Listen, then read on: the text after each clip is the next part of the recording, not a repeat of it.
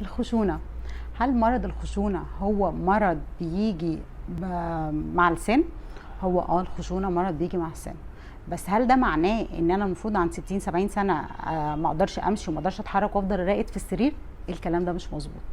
ربنا سبحانه وتعالى خلق المفصل وخلقنا وهو عارف كويس قوي جسمنا، فخلى المفصل يقدر يعيش لغايه 100 سنه، ولغايه 100 سنه نقدر نمشي على رجلين.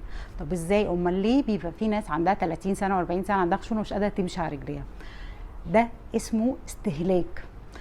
ربنا دايما خلق لنا جسمنا يقدر يبني المفصل كويس من سن 11 سنه لغايه 20، وبيبني اقل شويه، دي اكتر سن بيبني فيها من سن 21 سنه لغايه 30. بعد 30 هو ما بيبنيش، هو خلاص الرصيد اللي انت بنيته ده هو اللي هتكمل عليه ال 70 80 100 سنه لغايه ما ربنا يريد يعني.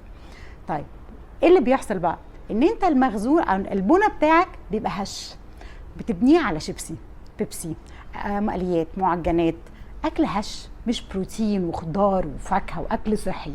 فبالتالي تيجي عن 30 سنه قدامك حل اتنين، يا انت بانيه على اكل صحي فعندك مفصل حلو كده تقدر تعيش بيه، هيحصل له تاكل مع الزمن بس انت واخده باني كويس، يا اما عندك مفصل هش يا دوبك هيكفيك 3 4 5 سنين وتبتدي تشتكي منه.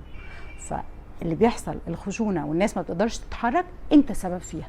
دايما ركز في الاكل اللي بتاكله عشان تبني مفصل كويس يقدر، وبالذات مع الناس الصغيره، الاطفال التين ايجر المراهقين بتوعنا، ركزوا جدا في اكلهم، بلاش يعتمدوا على اكل الشارع، بلاش يعتمدوا على الشيبسي والبيبسي عشان ما يجوش يشتكوا بعد سن ال30.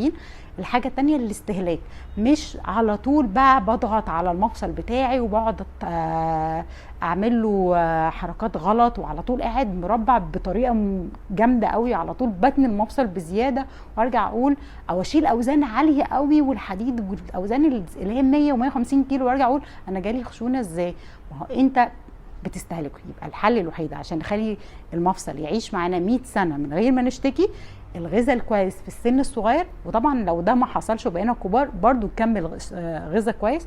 2 الاستهلاك، نعمل تمارين بس وانا واخد بالي من المفصل بتاعي، ما اقولش لا انا هقدر واتك على نفسي وارجع يبقى يحصل لي اصابات. اتفقنا؟